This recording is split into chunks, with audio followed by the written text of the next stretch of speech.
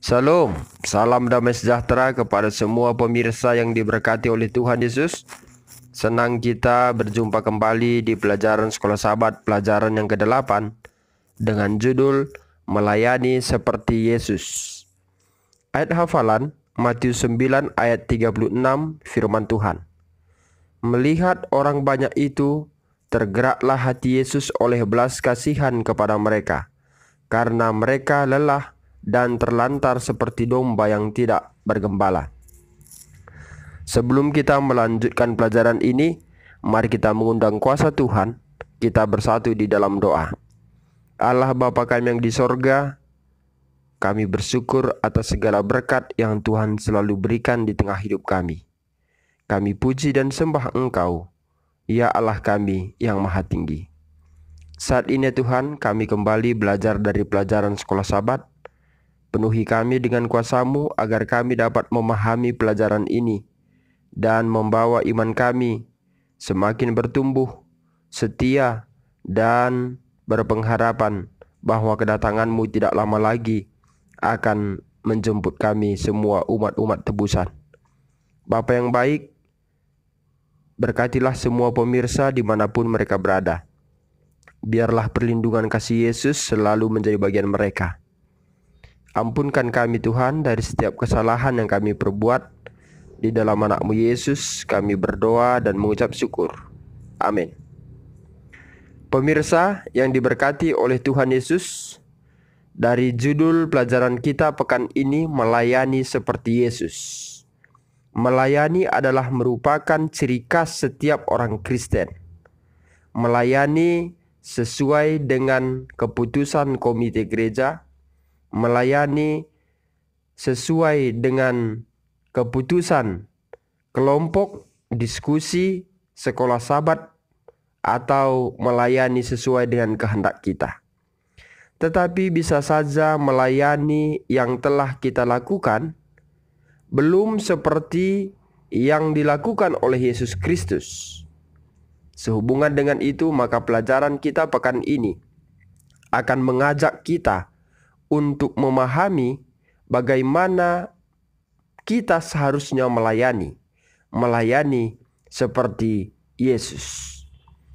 Pemirsa yang diberkati oleh Tuhan Yesus, sesungguhnya Yesus melakukan lebih dari sekedar berkhotbah tentang kerajaan surga. Ia duduk bersama orang-orang banyak, mendengarkan keluhan mereka dan memberi perlakuan yang baik kepada mereka. Ia berusaha memenuhi kebutuhan sementara dan kebutuhan kekal mereka. Ia adalah teladan yang harus kita contoh dalam melayani orang lain. Pemirsa yang diberkati oleh Tuhan Yesus, bahwa melayani yang kita lakukan di tengah kehidupan kita, teladan yang harus kita contoh adalah Yesus. Bagaimanakah pelayanan Yesus? Melalui kutipan di layar video ini menyampaikan bukan hanya sekedar berkhotbah, tetapi duduk bersama orang banyak. Kita garis bawahi, duduk bersama orang banyak. Artinya adalah dekat dengan mereka yang kita layani. Atau lebih dalamnya lagi, kita mengetahui apa kebutuhan mereka, apa keperluan mereka, dan kita dapat mendengarkan keluhan mereka. Ini arti dari duduk bersama orang banyak. Sehubungan dengan itu, maka pelajaran kita pekan ini kita akan uraikan menjadi 5 bahagian. Yang pertama adalah melayani seperti Yesus. Kita harus menjadi terang dunia. Dan melayani seperti Yesus, kita harus melakukan suatu perlakuan yang baik dan memenuhi kebutuhan mereka. Dan tujuan utama pelayanan kita harus mengetahuinya. Dan hal terpenting bagi Yesus, inilah melayani seperti Yesus yang kita bahas dalam satu pekan ini. Bahagian yang pertama, terang dunia. Mari kita buka Alkitab kita, Yohanes 8 ayat 12. Di layar video ini kami tampilkan. Maka Yesus berkata pula kepada orang banyak katanya, "Akulah terang dunia. Barang siapa mengikut aku, ia tidak akan berjalan dalam kegelapan, melainkan ia mempunyai terang hidup." Pemirsa yang diberkati Tuhan, selanjutnya Yohanes 1 ayat 4 sampai 5 dan juga Yohanes 3 ayat 19 dan 21. Kita boleh buka Alkitab kita, bahwa Yesus datang ke dunia ini untuk menghapus kegelapan dosa oleh terang keselamatan. Tentu kita masih mengingat pelajaran kita yang telah lewat, pelajaran 7, bahwa Tuhan menggunakan firman Allah itu yang harus kita bagikan, yaitu dengan simbol. Salah satu simbol yang digunakan dalam pelajaran yang lewat yaitu pelita. Firman-Mu itu pelita bagi kakiku, Mazmur 119 ayat 105. Pelita, firman, akan dapat menerangi jalan kita. Artinya bahwa jalan kita yang gelap, pikiran kita yang gelap, Tuhan akan terangi dengan firman itu. Dan melalui firman itu, kita dapat memaparkan tentang keselamatan. Jadi sehubungan dengan pelajaran kita, di bagian pertama terang dunia, Yesus datang ke dunia ini untuk menghapus kegelapan dosa oleh terang keselamatan. Dari mana kita dapatkan terang keselamatan itu? Tentunya dari Yesus Kristus. Pemirsa yang diberkati, bahwa terang keselamatan itu, Yesus Kristus itu, bagaimana dia melayani, ia berbaur dengan umat manusia untuk dapat melakukannya. Dia yang berjalan berkeliling sambil berbuat baik dan menyembuhkan semua orang. Kisah Para Rasul 10 ayat 34. Kita garis bawahi, dia yang berjalan berkeliling sambil berbuat baik. Luar biasa. Mungkin saja kita tidak memiliki karunia menyembuhkan, tetapi paling tidak kita mempunyai waktu, tenaga, kesempatan, boleh berjalan berkeliling sambil berbuat baik, menyatakan kabar keselamatan tentang Yesus Kristus. Pemirsa, Yesus mendorong kita untuk mengikuti teladannya dengan dua contoh, sebagaimana tercatat dalam Matius 5 ayat 13 sampai ayat 14. Yang pertama adalah menjadi garam. Garam harus dicampur dengan makanan agar efektif dan meningkatkan rasanya. Kita harus berada di dunia untuk membuatnya dapat meresapi Injil kebenaran. Pemirsa yang diberkati Tuhan, garam tidak terlihat saat kita mencampurkannya dengan makanan, tetapi dia akan memberikan suatu pengaruh yang sangat apa? Yang sangat efektif, ya. Karena dengan kehadiran garam di suatu masakan, maka rasanya akan semakin pas. Artinya bahwa garam itu menjadi suatu pengaruh yang sangat baik. Sama halnya di dalam kehidupan kita, dalam pelayanan kita, kita harus jadi garam. Walaupun mungkin kita tidak kelihatan, tidak disanjung, tidak diberikan prestasi, penghargaan, tetapi kalau kita memiliki sifat seperti garam, walaupun tidak kelihatan, tapi kita dapat menjadi suatu pengaruh dalam menyampaikan Injil keselamatan. Pemirsa yang diberkati oleh Tuhan Yesus, yang kedua adalah menjadi terang. Filipi 2 ayat 15 dan lanjutan dari Matius 5 ayat 13 sampai 14. Kita lihat di sana, terang harus bersinar dalam kegelapan lingkungan tetangga, desa, kota, untuk menerangi mereka dengan kemuliaan Tuhan, ya. Biasanya terang tidak bisa kita apa? Sembunyikan. Terang yang kita miliki tidak bisa kita tutupi di kegelapan malam. Bagaimanapun kita menutup, tetapi terang itu tetap memantulkan cahayanya. Pemirsa yang diberkati oleh Tuhan, bahwa dalam melayani umat-umat Tuhan, melayani di mana kita berada, melayani sesuai dengan keputusan gereja, biarlah kita menjadi terang. Jangan sampai kita membawa Injil kebenaran, tetapi kita tidak menjadi terang di mana kita berada, baik di tetangga kita, di desa kita, di kota, dan di mana saja. Ya, ini sangat perlu kita garis bawahi. Sering sekali di tengah kehidupan kita sudah membawa kebenaran. Kita sudah menawarkan kebenaran. Kita sudah mempromosikan kebenaran. Tetapi kebenaran itu, jikalau kita tidak lakukan, aplikasikan di tengah kehidupan kita, maka kebenaran itu akan dianggap salah bagi orang yang kita injili. Sehingga melalui pelajaran ini mengingatkan dan menekankan bagi saudara dan saya, saat kita melayani, kita harus menjadi terang bagi banyak orang. Pemirsa yang diberkati oleh Tuhan Yesus, sebagaimana kutipan Ellen G. White mengatakan, Allah tidak menghendaki kita untuk mengucilkan diri dari dunia. Namun selama berada di dunia ini, kita harus menyucikan diri kita kepada Allah. Kita tidak boleh mengikuti pola hidup dunia. Kita harus berada di tengah dunia sebagai pengaruh yang memperbaiki kerusakan, seperti garam yang memiliki rasanya di antara generasi yang tidak suci, tidak murni, dan menyembah berhala. Kita harus menjadi murni dan suci, menunjukkan bahwa kasih karunia Kristus memiliki kuasa untuk memulihkan dalam diri manusia keserupaan ilahi.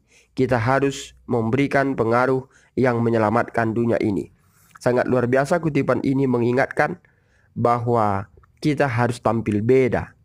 Tampil beda dengan orang-orang sezaman kita yang mungkin tidak suci, yang tidak murni, yang penyembah berhala. Tetapi kita harus tetap menjadi murni dan suci, sehingga kita bisa menjadi garam dan juga kita menjadi terang di mana kita berada.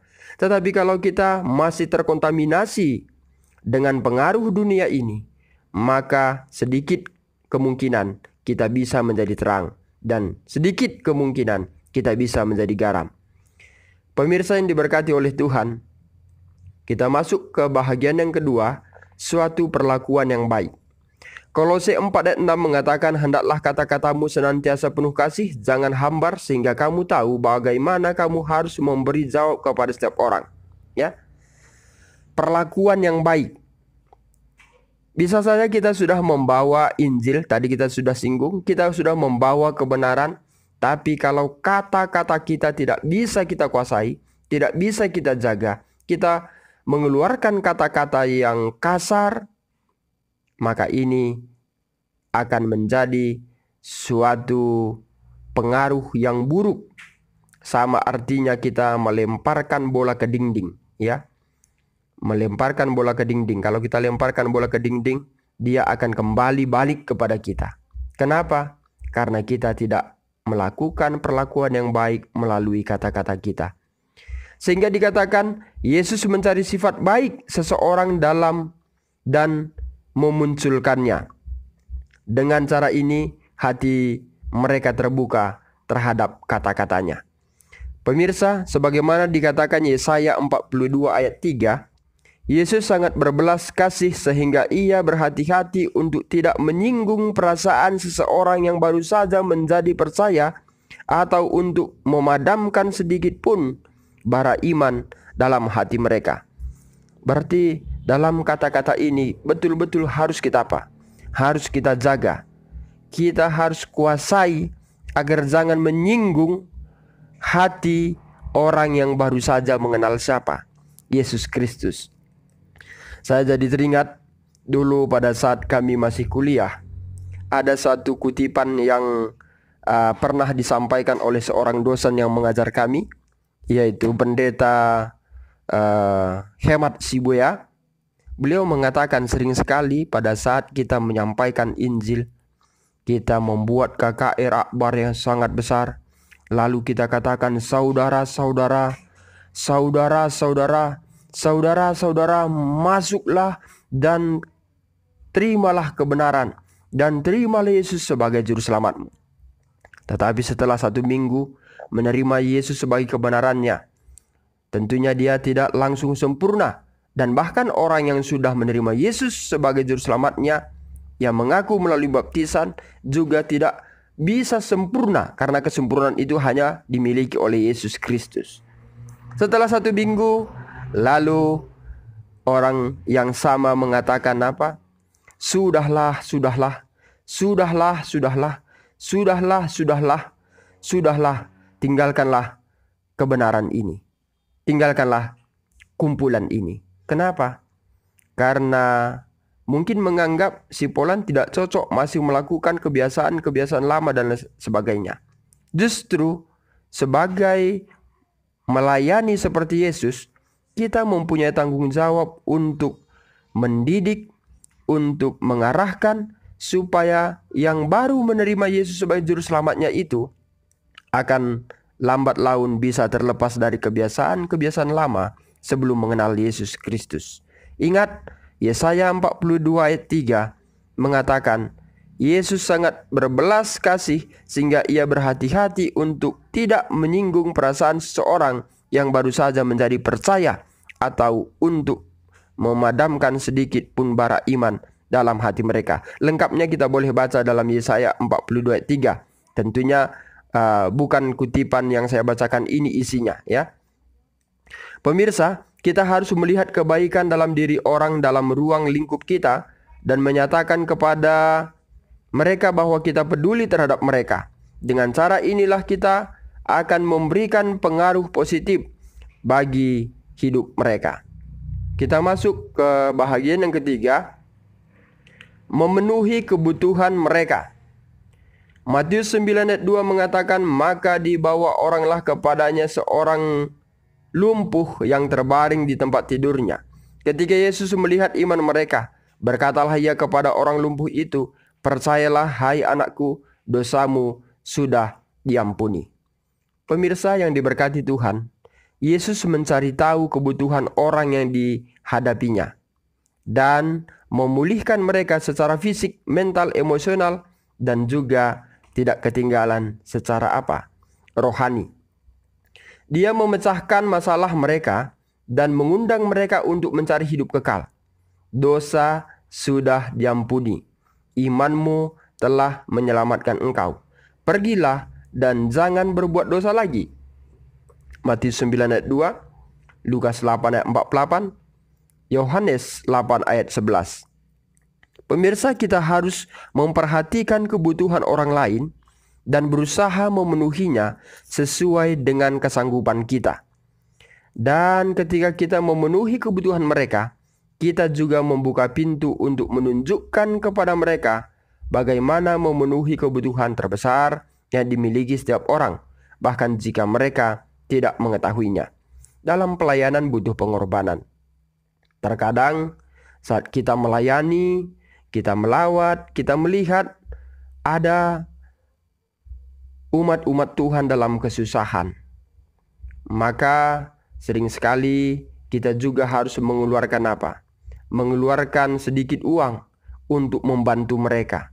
Karena bagaimanapun, kalaupun kita menyampaikan kebenaran Injil firman Tuhan, tetapi kalau kita tidak sentuh kebutuhan sementaranya, maka kebutuhan kekal itu mental daripadanya. Dia tidak mendapatkan tempat di hatinya. Sehingga pengalaman sebagai gembala, sering sekali pada saat kami melayani, melawat, kami melihat anggota jemaat ada dalam keadaan susah sekali. Mungkin oleh karena hasil tanaman mereka tidak mencukupi kebutuhan rumah tangganya, maka kita harus juga mengeluarkan sedikit uang untuk memberikan kebutuhan mereka. Dan mungkin kita juga membelikan beras agar dia bisa makan. Ini adalah pelayanan. Nah, apabila kita melihat mereka betul-betul memerlukan uluran tangan kita untuk memenuhi kebutuhan sementara mereka, kita langsung bawakan tentang kebutuhan kekal, ini tidak akan mendapat tempat di hati mereka. Pemirsa, tujuan utama pelayanan Yesus, Matius 9:35 mengatakan, demikianlah Yesus berkeliling ke semua kota di desa. Ia mengajar dalam rumah-rumah ibadat dan memberitakan Injil kerajaan sorga, serta melenyapkan segala penyakit dan kelemahan. Sangat luar biasa mujizat dan strategi yang dilakukan oleh Yesus Kristus Tuhan kita. Dia mengajar, memberitakan Injil, dan melenyapkan segala penyakit. Pelayanan Yesus didirikan melalui 3 pilar. Mari kita lihat. Yang pertama adalah mengajar. Ia mengajarkan kebenaran kerajaan Allah kepada kelompok-kelompok kecil. Ingat ya, Yesus tidak mengajarkan tentang pengalaman hidupnya, tentang prestasinya, tentang anak-anaknya yang sudah berhasil, tentang usahanya yang sudah berhasil, tentang kebolehannya, tentang hartanya, ya. Yesus dalam pelayanan ini, dia hanya mengajarkan kebenaran kerajaan Allah. Apabila selama ini kita masih mempunyai metode pelayanan, kita katakan sebutkan pelayanan penginjilan, tapi kalau hanya untuk menceritakan tentang prestasi kita, prestasi anak-anak kita, prestasi usaha kita, ini bukan mengajarkan tentang kebenaran kerajaan Allah, tapi mengajarkan tentang kesombongan kita. Pemirsa yang diberkati oleh Tuhan Yesus, yang kedua adalah berkhotbah. Menyampaikan kepada orang banyak tentang kasih Allah dan rencana penebusannya. Khotbahnya bukan hanya khotbah kemakmuran, ya. Khotbahnya tidak hanya menyampaikan, oh mari datang kepada Yesus, cukup hanya percaya maka kamu akan diberkati, dan selalu mengutip Matius 6 ayat 33 yang mengatakan, carilah kerajaan Allah dan kebenarannya maka semuanya itu akan ditambahkan kepadamu. Hanya cukup hanya sebegitu saja, tapi tidak mendalami ayat itu. Pemirsa yang diberkati oleh Tuhan Yesus, Yesus berkhotbah menyampaikan kepada orang banyak tentang kasih Allah dan rencana penebusannya. Tentunya Yesus melihat keselamatan akan terjadi bagi orang yang dikhotbahinya. Yesus mengutamakan keselamatan setiap jiwa-jiwa, bukan mengutamakan kemakmuran mereka. Ingat dan garis bawahi. Pemirsa yang diberkati oleh Tuhan Yesus. Lalu yang ketiga adalah menyembuhkan. Membebaskan orang banyak dari masalah kesehatan fisik mereka. Mungkin saja kita tidak mempunyai karunia seperti menyembuhkan. Yesus adalah sangat luar biasa yang perlu kita teladani. Tetapi bisa saja kita tidak bisa menyembuhkan secara otomatis sebagaimana dikatakan dalam firman ini. Tetapi bisa saja kita digunakan Tuhan sebagai alat tangan kanan Injil untuk menyembuhkan banyak orang melalui apa yang kita ketahui. Contohnya, jikalau ada yang terkena penyakit emah, kita sudah tahu dan mungkin sudah kita alami bahwa salah satu obat yang baik dan mujarab adalah jeruk nipis. Ya, jeruk nipis diminum sebelum apa? Sebelum memakan, atau dengan kata lain masih dalam keadaan perut kosong. Ya, ini sangat baik dan sudah banyak orang disembuhkan oleh jeruk nipis. Ingat, harus jeruk nipis, bukan jeruk asam yang lainnya. Ini merupakan suatu apa? Suatu sarana jembatan penginjilan penyembuhan yang Tuhan gunakan melalui kita. Ini perlu kita sampaikan. Pemirsa yang diberkati Tuhan, bukan berarti bahwa menyembuhkan itu secara mujizat atau secara otomatis sehingga memaksakan diri kita harus membuat suatu mujizat, membuat mujizat sehingga terjadi apa? Tipu mulasi, ya. Mungkin kita sering lihat itu di media internet, banyak penyembuhan yang tipu mulasi, ya. Yang mengatakan inilah mujizat, ternyata adalah kebohongan, ya. Ternyata adalah hanya untuk meraup keuntungan atau mengumpulkan uang banyak-banyak dari mujizat-mujizat yang telah dilakukan itu. Pemirsa yang diberkati oleh Tuhan Yesus, ingat bahwa Yesus menyembuhkan fisik banyak orang terus sembuh, ya. Artinya tidak kembali ke penyakit yang sama. Penyakit itu sembuh, ya. Pemirsa yang diberkati oleh Tuhan Yesus, manakah dari pilar ini yang lebih penting bagi Yesus? Markus 1 ayat 38 kita boleh membacanya. Ia datang ke dunia ini untuk mencari dan menyelamatkan yang hilang. Lukas 19 ayat 10. Karena itu, mengkhotbahkan keselamatan dan mengajar orang banyak untuk menerimanya adalah hal yang terpenting. Ya. Apa hal yang terpenting? Mengkhotbahkan keselamatan dan mengajar orang banyak untuk menerimanya adalah hal yang terpenting. Kita harus sampaikan keselamatan. Karena misi utama, tujuan utama Yesus adalah bukan hanya untuk menyembuhkan secara fisik, tapi Yesus mau orang itu sembuh dari dosanya untuk diselamatkan, ya, dan diselamatkan mewarisi keadaan surga. Bahagian yang berikutnya adalah hal terpenting bagi Yesus. Yeremia 30:17 mengatakan, sebab aku mendatangkan kesembuhan bagimu, aku akan mengobati luka-lukamu. Demikian firman Tuhan. Kadangkala ayat ini kita langsung konsep dalam pemikiran kita, menyembuhkan luka berarti luka karena pisau, luka karena terbakar dan lain sebagainya, luka secara tubuh. Tetapi mari kita lihat bagaimana firman ini mengatakan bagi kita adalah bahwa Tuhan ingin mengobati luka dosa kita.